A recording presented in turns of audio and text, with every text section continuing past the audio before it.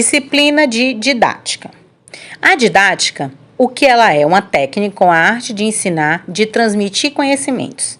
Exatamente, ela é um ramo ou seleção específica da pedagogia que se concentra nos conteúdos do ensino e nos processos próprios para a construção do conhecimento. Ciência e arte de ensinar. Então, todas as práticas que o professor tem no decorrer da sua vida acadêmica, ele vai levar para quê? Para a sua vida profissional. Que práticas o professor pode ter? Então, a didática, ela quer o quê? Que o professor trabalhe com o aprender, o ensinar, o pesquisar e o avaliar. Que tipo de cidadão eu quero formar? A didática, ela lhe dá a posição de estar sempre fazendo esse questionamento. Sendo que a didática é o ramo da ciência que estuda como ensinar. Então, como eu posso ensinar meu aluno? Quais as metodologias de ensino orientam um processo de ensino-aprendizagem para um ensino significativo e eficiente? Então, a reflexão, a prática e o ensino, eles vão estar juntos para construir uma boa didática. E quando você estiver pensando na sua didática, você tem que estar sempre pensando: por que eu ensino, o que eu ensinarei, como ensinarei e a quem ensinarei. Então, eu preciso fazer essas perguntas diariamente para poder construir a minha metodologia de ensino, para fazer com que a didática tenha um significado. Os elementos fundamentais da didática são os objetivos, né? Que metas eu vou alcançar com esse trabalho com o aluno, os conteúdos, que é os conteúdos, os saberes da disciplina que o aluno vai ter. Os métodos, é o caminho que eu vou para atingir esse objetivo, que ações eu vou ter, procedimentos. Não existe um método único de ensino. Cada professor, ele tem os seus métodos de ensino. Ele tem o quê? Ele tem a sua didática, ele tem o seu jeito próprio de dar aula. E ele usa meios. Que meios? São as ferramentas que são usadas no processo pedagógico. Seja livro, seja data shows, seja filmes, seja recursos didáticos. Seja o que for, o professor precisa agregar essas ferramentas dentro do seu trabalho de metodologia, de quê? De didática. A didática, ela faz com que o professor ajude aquele aluno a aprender. É as metodologias. E quais são as tendências pedagógicas existentes? A história da educação, ela vem de longos e longos períodos. Então, a gente tem as tendências pedagógicas brasileiras, que temos as tendências liberais e as tendências progressistas. Dentro das tendências liberais, nós temos a tradicional, a renovada progressista, a renovada não diretiva, que é a escola nova, e a tecnicista. E dentro das tendências progressistas, nós temos a libertadora, a libertária, a crítico-social dos conteúdos, ou história crítica. Dentro da atividade escrita que vocês vão ter em anexo na plataforma, eu quero que vocês façam uma pesquisa aprofundada. Para quê? Para você conhecer cada uma dessas tendências. Para quê? Para você concentrar a sua metodologia. Como é? Você vai usar todos, vai usar algumas. E também nós temos outras teorias. Tem o ensino espiralado, que é a aprendizagem por idade. Cada idade tem um nível próprio. Tem a taxonomia de Bloch, que ele criou uma hierarquia dos objetivos. Tem um construtivismo, que ao longo da vida a criança vai desenvolvendo nos seus estágios. O behaviorismo, que ele fundamenta-se no comportamento. Tem o ZPD, que é a zona de desenvolvimento proximal, que ele vai ajudar nas dificuldades de aprendizagem do aluno. E as inteligências múltiplas. O aluno, ele pode não ser bom na escrita, mas ele é bom na música, na cinesia, na linguística, na lógica, na espacial. Então, a gente tem que valorizar todo aquele aprendizado que o aluno tem. Então, essas teorias pedagógicas, mas essas outras contribuições que vêm surgindo agora no longo do século XXI, desde o período colonial, quando chegou os padres jesuítas para trazer a educação para o Brasil, precisamos compreender cada uma delas para construir nossa própria metodologia de ensino. Cada professor tem uma metodologia de ensino diferenciada. Os professores não trabalham igual.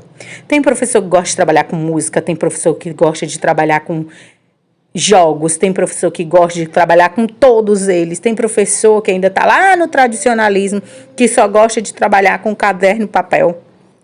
caneta, fazendo o aluno a repetição. E é o que está errado, porque a BNCC quer que nós criamos, que nós tornamos, que nós possamos ter alunos criativos, líderes, que eles possam tomar suas próprias decisões. Então, agora a gente precisa fazer com que o nosso aluno questione, que ele problematize aquele problema e que ele resolva ele.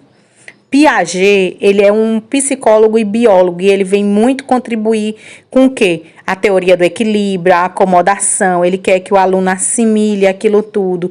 Temos que estar sempre fazendo o quê? A interdisciplinaridade. Ele, Piaget, é um grande defensor disso. Ele estuda como as crianças aprendem quando desenvolvem as inteligências. E ele divide isso em etapas. Ele acha que a criança ele tem o período certo de aprender cada atividade. Então, é muito importante para a gente compreender o quanto Piaget foi o quê? Importante nessa atividade. Piaget já falava sobre a situação problema, indica quais fatores de motivação para a educação, o que meu aluno precisa ter para ele se motivar, para ele querer estudar. Então, Piaget, gente, Piaget tem uma história belíssima dentro da educação e você precisa usar essa história que ele tem para trazer para a sua realidade, para trazer para a sua vivência. Paulo Freire já nos leva a pensar na valorização da cultura do aluno, levá-los a entender sua situação e agir a favor da própria libertação. O objetivo maior da educação é conscientizar o aluno. A missão do professor era possibilitar a criação e a produção de conhecimentos e deve levar os alunos a conhecer os conteúdos, mas não como verdade absoluta. O aluno precisa ler o mundo, ele precisa conhecer a realidade para transformá-la. Então, ele propunha uma prática de sala de aula que pudesse desenvolver a criticidade dos alunos. Paulo Freire, ele também nos faz questionar a nossa prática educacional. Como eu estou dando aula? Como eu estou ensinando meu aluno a ser crítico? Será que eu estou dando todas as possibilidades para esse aluno desenvolver essa criticidade? Eu estou valorizando a bagagem que meu aluno tem, o conhecimento de mundo que meu aluno tem? Emília Ferreiro é outra maravilhosa. Ela fala sobre o construtivismo. Constrói seu próprio conhecimento.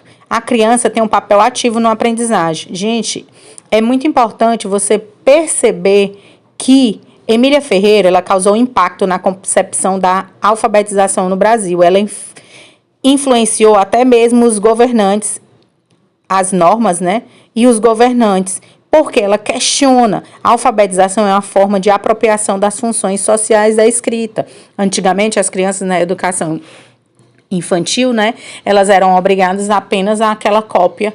Ela conhecia as letras no babé, bobu, e ela não, ela quer que as crianças conheçam os fonemas, o som das palavras, fonemas e grafemas. Então, ela é muito importante. A função social da escrita deve ser estimulada com o uso de textos atuais.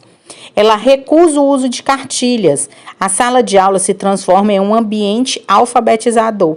Ela quer que a criança aprenda com textos do dia a dia, com rótulos, com encartes. Então, é muito importante a perspectiva de Emília Ferreiro. Inteligências múltiplas de Gardner, vocês vão precisar saber, porque ela quase sempre cai nos concursos. E ela fala que o aluno não precisa ter apenas aquele conhecimento escrito. Ele pode se desenvolver em outras capacidades. A inteligência múltipla quer dizer que o aluno pode ter várias inteligências, seja na linguística, na lógica matemática, no espacial pictórica, na naturalista, na musical, na interpessoal, na intrapessoal, na corporal. Isso quer dizer o quê? Que às vezes meu aluno ele não consegue rapidamente escrever uma música, mas ele consegue cantar, ele consegue movimentar o corpo, ele consegue através de outras inteligências desenvolver aquele saber. Então, eu como educador tenho que buscar o quê? Essa interação e desenvolver essas inteligências dos meus alunos, não apenas a escrita. Esses autores vão ser de grande importância para vocês. Libânio, Marx, Durkheim, Saviniano, Vasconcelos, Marx, Montessori, Dewey, Jussera Hoffmann, Paulo Freire, Piaget e Vygotsky. Eles vão criar os professores de hoje. No século XX, os professores ainda eram leigos, eram aqueles professores que só tinham magistério, muitos deles não tinham. Era apenas as pessoas que não tinham outro trabalho e iam lecionar. Agora não, os professores são qualificados, eles têm as tecnologias a seu favor, que estão lhe ajudando a desenvolver todas essas práticas tão necessárias para quê? Para a aprendizagem do aluno. Gente, na pandemia foi de suma importância a doação dos professores. Os professores se doaram, estiveram disponíveis, conheceram novos mundos da tecnologia. Para quê? Para permitir com que a educação não parasse. Os professores, eles vão sair transformados dessa pandemia.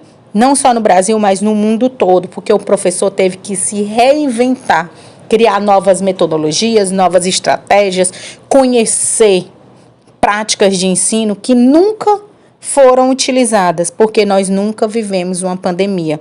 Então, é de suma importância que as práticas de agora, que os professores aprenderam na pandemia, sejam levadas pelo resto da vida, porque são atividades, são metodologias que ajudam a aprendizagem do aluno. A gente precisa do aluno na sala de aula. Isso é fundamental, mas essas práticas, elas também ajudam a desenvolver habilidades, a desenvolver essas práticas tão inovadoras que os nossos alunos, que agora têm acesso a essa internet, estão sempre querendo novidade, novidade, novidade. E para fazer isso, nós precisamos conhecer esses 3 fatores dos nossos alunos: fatores biológicos, psicológicos e sociais. Gente, por que eu preciso conhecer? Porque eu preciso conhecer meu aluno como um todo. Eu quero que vocês assistam 3 filmes. Para quê? Para vocês conhecerem uma prática pedagógica por outra visão. Vocês vão assistir Como Estrelas na Terra, Toda Criança é Especial, Além da Sala de Aula.